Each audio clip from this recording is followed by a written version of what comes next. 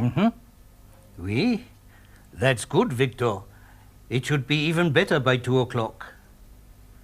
No, Charrier is bringing them to me in about 5 minutes. Okay, au revoir.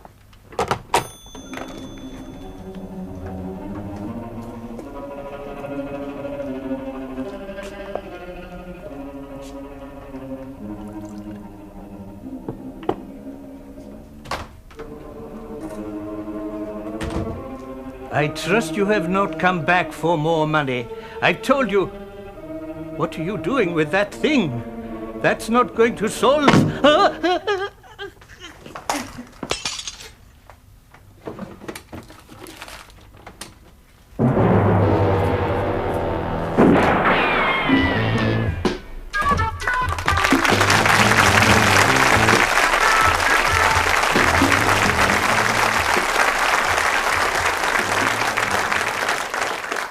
Welcome back to Whodunnit. A casino director's number has at last come up. Nothing personal, but for any of you who are gamblers, it's probably something you've been looking forward to for years. Now, the scene is Monte Carlo, and to help you solve Whodunnit, this week our punters are 3-1, and welcome back to Bill Maynard.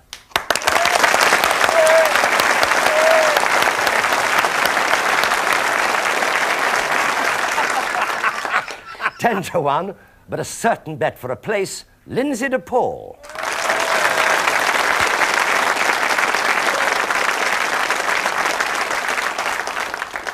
And at 6-1, but don't worry, that's each way, Liza Goddard.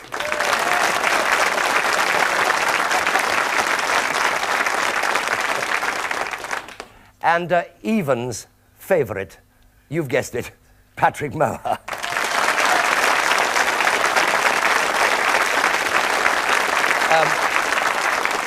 Mind you, I must say that it was Liza who got all the clues right last week. So get it right again this week, Liza. Yeah.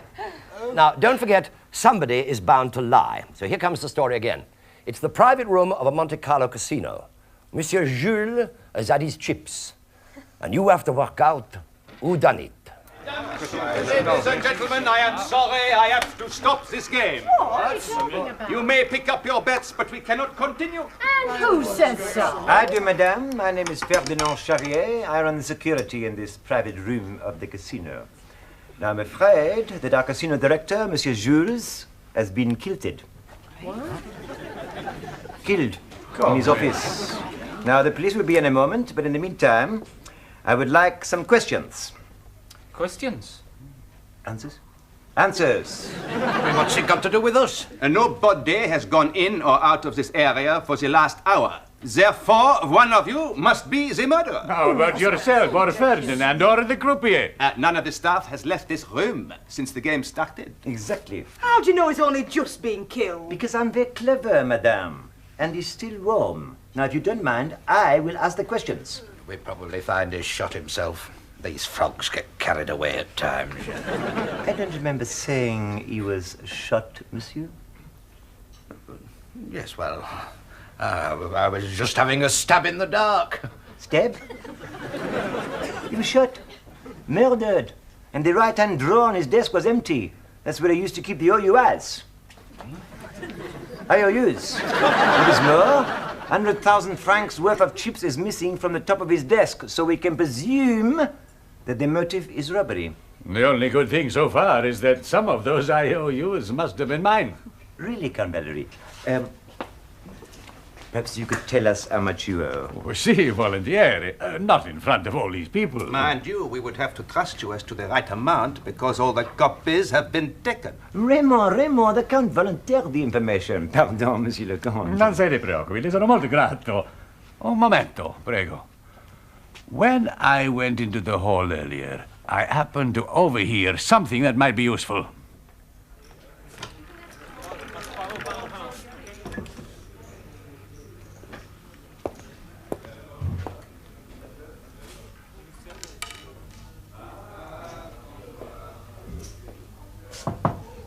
Simon?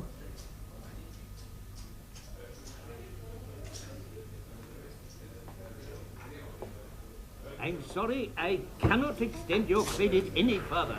And as for your idea of me lending you some of these chips, this casino would be closed down if I did that sort of thing.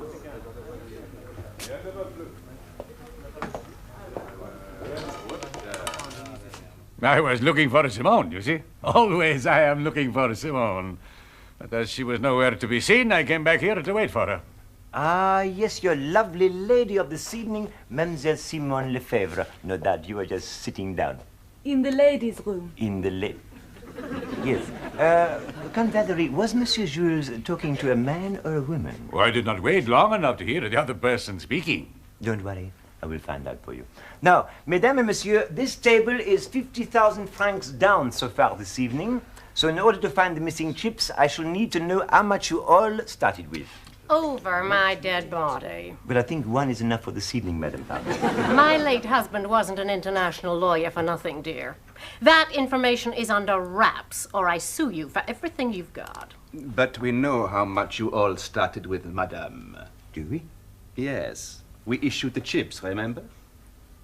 Yes, of course, of course. So all we're asking for is a little help. If you could just work out for us how much you're up or down. And another thing, Mr. Nosey. Yes, Madame Parker? How come you know all our names off pat, huh? Because I make it my business, madame, to remember people's names. For instance, your escort this evening is Monsieur... Jean-Claude Gier. Correct. And our English friends here are Monsieur Bottomley. Bottomley, if you don't mind. Oh, pardon, Monsieur. Accent on the bottom. And your, how you say in English, bit of stuff?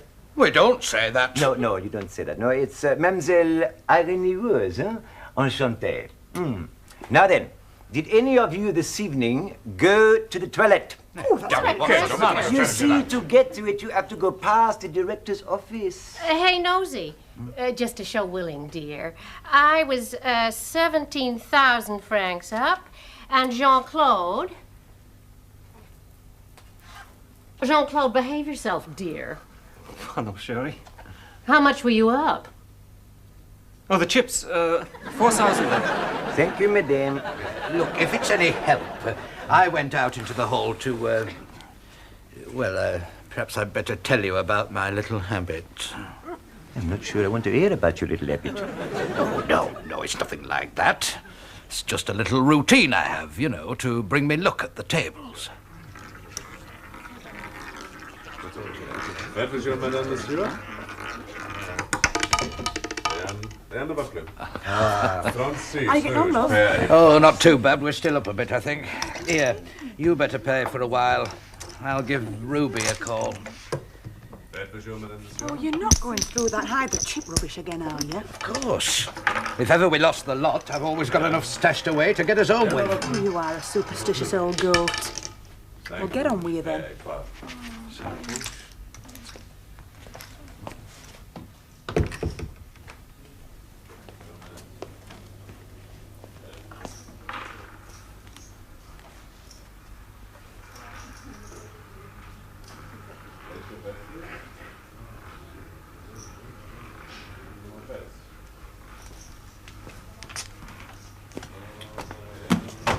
Don't get excited, Mr. Jules. It was only Ginny's little gag. Anyway, thanks a million. Oh, well, that's not quite that much.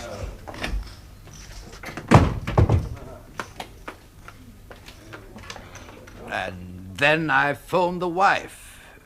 Ruby, that is, in Brighouse, Yorkshire. And do you remember what time you spoke to your wife, monsieur? Oh, yes, because just before I come off, she got me to shut up so she could get the football results from News at 10. Aha! Brighouse. Huh? Well, Mademoiselle Woods, so you apparently went outside as well? Yeah. Well, just before Joe went out, I'd been to, powder my nose like, that's all. Powder? What? Just a moment. I was passing by those doors about then, and I happened to notice you were coming out of the director's office. What? Oh, no, that was a silly mistake I made. Just ignorance of the language, that's all.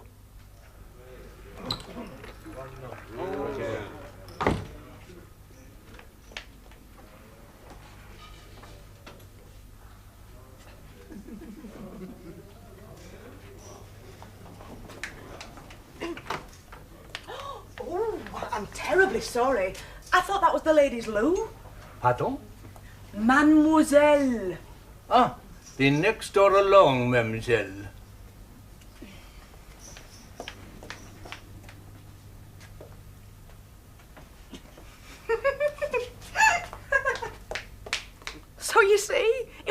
stupid mistake. Yes, but why did you go into the director's office? Well, on the door it's written Priv with an accent. And I thought that was French for privy. Privy in English means the loo. I don't get it. No, do Well, Mademoiselle Woods, when you were standing in the doorway of the director's office, did you happen to notice Madame Parker at all? No, I didn't. Aha! Well, Madame Parker? Were you in the director's office? And if so, why?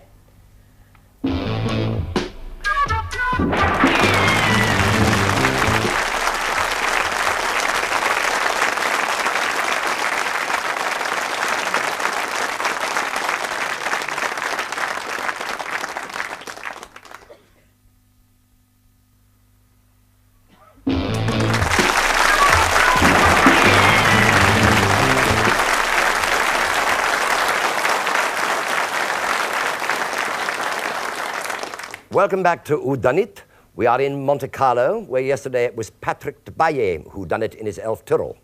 But the time in our story is early March, and somebody has got 100,000 francs of chips too many.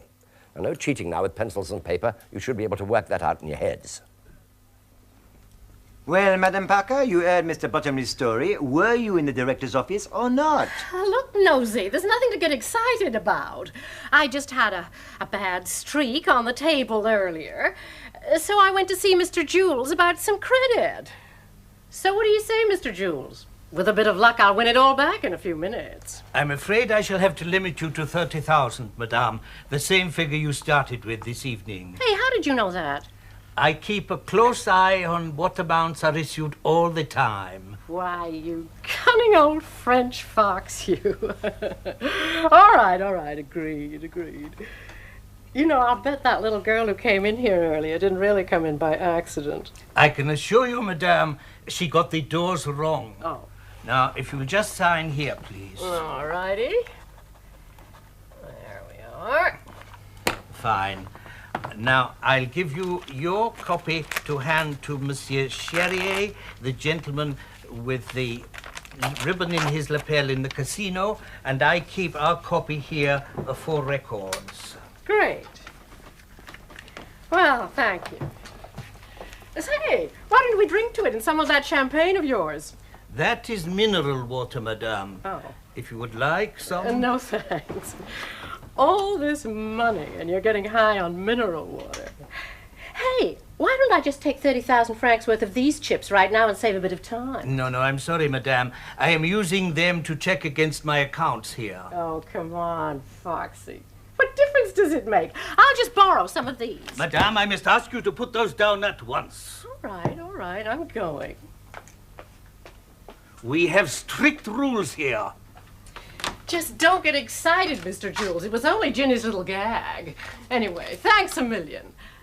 Well, perhaps not quite that much.